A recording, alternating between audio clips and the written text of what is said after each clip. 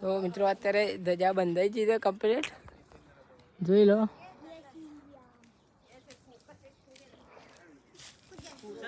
હા વિક્રમભાઈ બહુ બીવાય છે, જોઈ લો. રાગે રાગે ઉતારી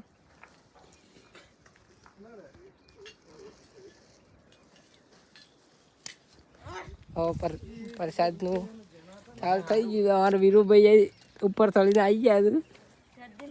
તો તમારો એક્સપિરિયન્સ કેવો રહ્યો? ડબલ ડોઝ જેવો. હા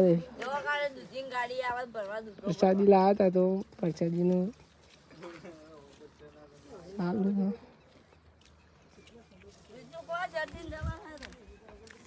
ये हमारा दोता है.